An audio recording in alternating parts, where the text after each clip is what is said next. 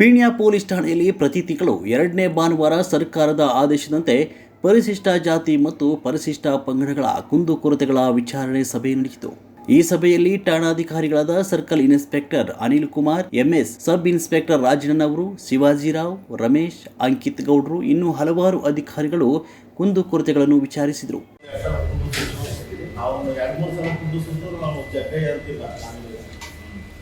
ಹೇಳ್ತಾನೆ ಪ್ರತಿ ದಿನನೂ ಅದು ಇದ್ದೇ ಇರ್ತದೆ.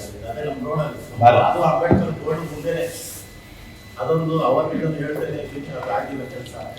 ಆಮೇಲೆ ನೆಕ್ಸ್ಟ್ ತಿಂಗಳಾದ್ರೂ ನೀವು ಕಾಲೋನಿಯಲ್ಲಿ ಸಭೆ ಮಾಡ್ಬಿಡ್ತೀವಿ.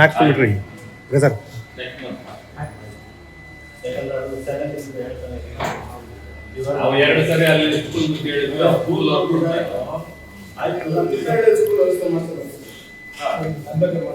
ಈ ಸಭೆಗೆ ದಲಿತ ಮುಖಂಡರುಗಳಾದ ಸೋನಿಯಾ ಮೇಡಮ್ ರವರು ಸಭೆಯ ಬಗ್ಗೆ ಮಾತನಾಡಿದರು. ದಲಿತ ಸಭೆ ಅಂತ ಮಾಡ್ತಾ ಇದ್ದಾರೆ. ಸ್ಟೇಷನರಿ ಠಾಣೆಯಲ್ಲಿ ಏನಿದೆಯೋ ಜನಸಂಪರ್ಕ ಸಭೆ ನಮ್ಗೆ ತುಂಬಾ ಉಪಯೋಗ ಆಗ್ತಾ ಇದೆ.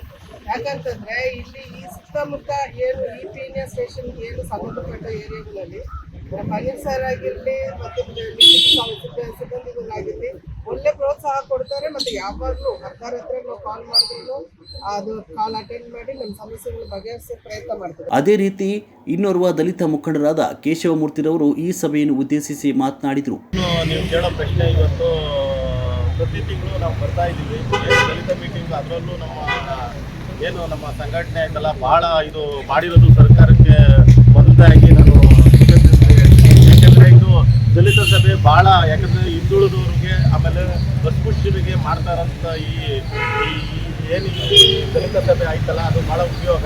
ಪ್ರತಿ ತಿಂಗಳು ನಾವು ಹೇಳಿದಂಥದ್ದನ್ನ ಫಸ್ಟು ನಾವು ಹೋದ ತಿಂಗಳು ಏನು ನಡೆದಿದೆ ಅಂತ ಕೇಳ್ತೀವಿ, ಅದನ್ನು ನಡೆಸಿರೋದನ್ನ ಹೇಳ್ಬಿಟ್ಟು ಅವರು ಮುಂದಿನ ಬಗ್ಗೆ ಅವರು ಮಾತಾಡ್ತಾರೆ.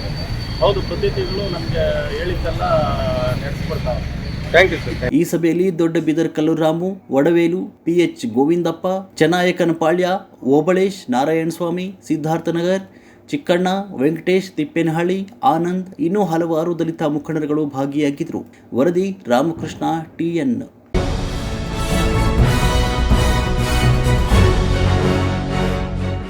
ನಿರ್ಭೀತಿ, ನಿಷ್ಪಕ್ಷಪಾತ, ನಿಖರವಾದ ಸುದ್ದಿಗಳಿಗಾಗಿ ನೀವು ನೋಡ್ತಾ ಇರಿ UK TV ಕರ್ನಾಟಕ. ಇದು ನಿಮ್ಮ ಧ್ವನಿ.